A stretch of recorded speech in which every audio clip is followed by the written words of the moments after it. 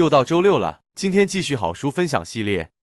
给大家分享一本书，叫做《不上班也有钱》。这是我今年读完的第3本书，读完之后备受启发，相信您一定很感兴趣。那就搬好小板凳，听完我的分享，您一定会有所触动。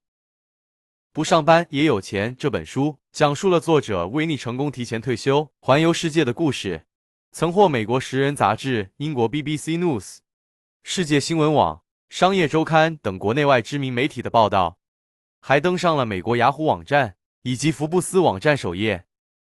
2012年，威尼和老公背着行囊前往中南美洲，开始没有行程的散漫旅游。那一年她33岁，跟老公花了10年时间努力，终于鼓起勇气，开始另一种不一样的人生。威尼和老公不是有钱人的孩子，只是很普通的上班族。出社会后的人生从负债开始，却能够那么早就达到财务自由。方法简单到可能你不相信，那就是节约再节约，把每个月赚的钱存下来。温妮说，闭上眼睛想一下，如果10年后不上班也有钱，你想怎么做？年轻时的梦想是不是可以逐一实现？当你知道不用等到7老80才可以退休时，梦想有没有越来越清晰地出现在眼前？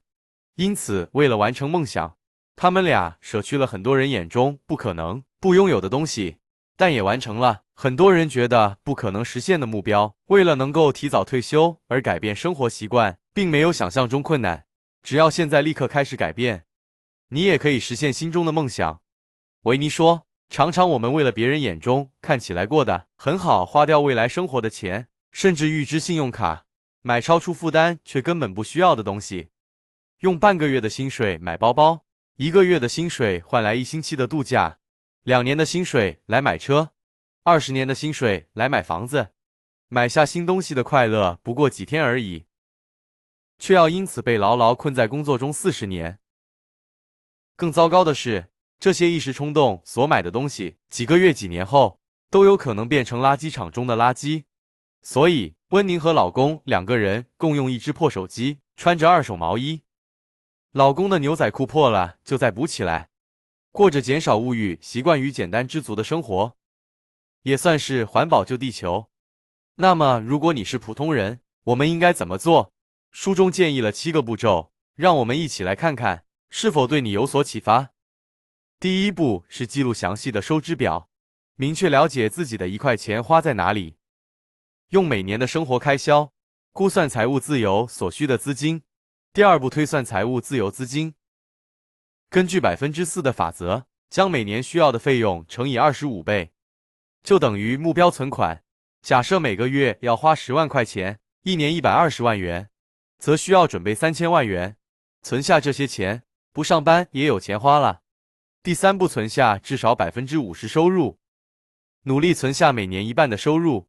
只要15年就可以实现财务自由。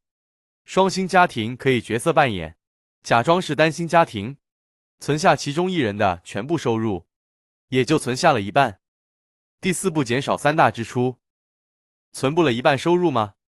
仔细看看收支表，衣食住行娱乐中哪项花的钱最多？把支出表中的前3项花费找出来，发挥创意，减少其中1半的花费，例如搬到小一点的公寓或找室友合租。减少住的开销，不买车，多骑自行车，便宜又健身，减少行的开销，自己做饭，健康又实惠，减少食的开销，把衣服穿破再考虑买新的，减少衣的开销。第5步认清想要和需要，避免冲动购物，把不起眼的小支出存下来，都是你未来的梦想，资金不在预算内的东西不买。买东西前不忘提醒自己，我拥有的东西已经够多了，珍惜已经拥有的物品，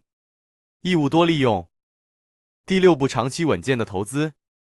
选择适合自己的投资方法，不追求高收益，定期投资，长期持有，养成良好的消费习惯，攒下至少20%的收入用来投资理财，努力工作，把自己的能力资产的现金流提高，把定期获得的收入定投到优质的指数基金上，比如纳斯达克100和标普500指数，积累财富。这就是我们普通人实现财富自由的3板斧了。第7步，设法增加收入。随着工作年限的提升，提高自己的竞争力和不可取代性，让收入随着年龄水涨船高，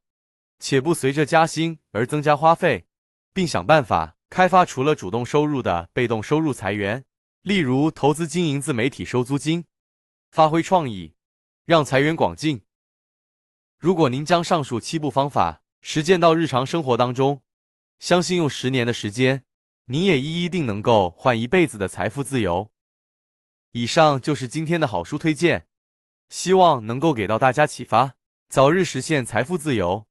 如果你喜欢我的视频，请点赞、转发、留言，谢谢您的支持。